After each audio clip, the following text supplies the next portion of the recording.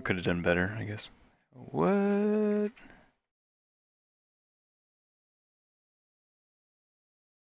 Come on.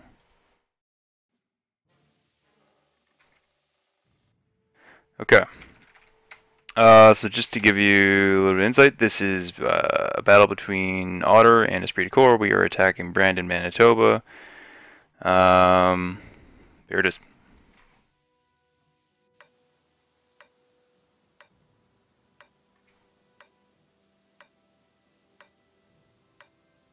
I'm assuming Katakov asked if we were streaming it, so.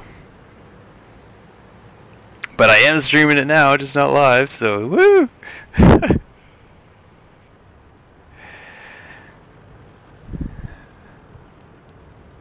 So, we're obviously making a big push for the hill. IS-7s are holding in the D5-6 area.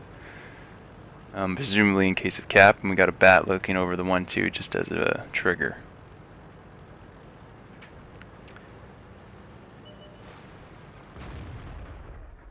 Just kind of give you a good view of hill going on.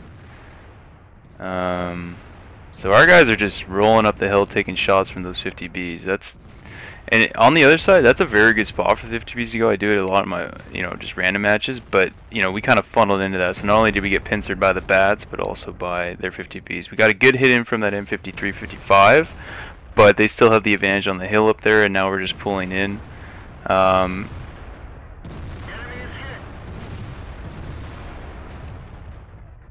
That bat's almost out, bat's out. So they have the upper hand. So now they have the flank on our guys that are in here, and they have more tanks on the backside here. So they have the advantage right now over there.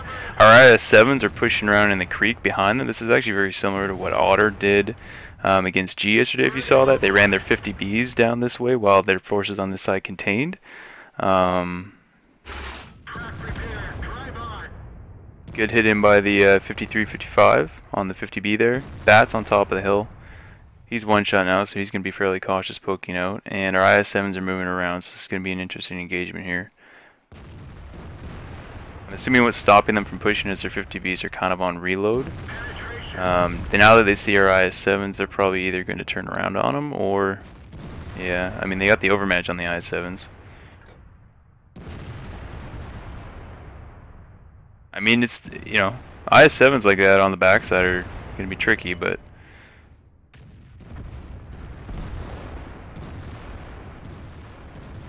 Yeah, so they just flooded in basically on those IS-7s. I don't think we did enough damage onto their guys that were on the hill here, and we took too much damage getting up, so that our IS-7s really didn't have a chance against, what was that, 5 tanks or whatever that came in. Looks like that's what Brent was talking about. Yeah, I mean at that point it wasn't. They have a lot of HP left. It's too bad that one of our guys went blue, though. That sucks.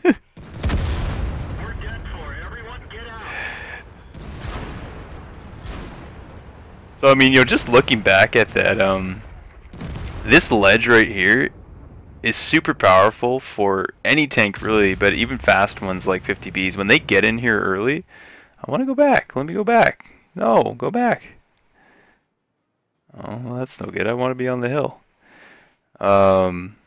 Yeah, that I'm just gonna pause it here for a second. That ledge on the backside here is so good for those tanks, especially clip tanks like 57s, 50Bs, even bat chats. Though maybe there might be a little struggle with their depression or whatnot, but you can just sit there and just wait. And like even T49s and randoms do it, and they just sit there and they wait for all the tanks to go up there, and they just go on a line. And that's what we did. Is we got so much of our hit points taken away going up that backside of that hill.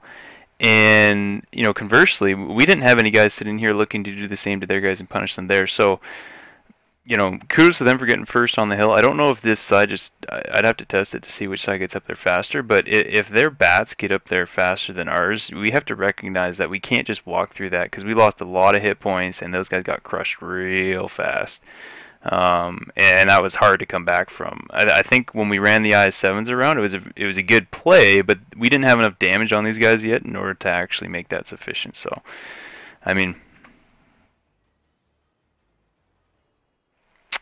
that is pretty well pretty well lit. I mean, this 53, 57 got some decent hits in for sure. We're immobilized. Our fuel's hit. We've lost half our gas. So there you go. There's the battle between Esprit de Corps and Otter on Brandon, Manitoba.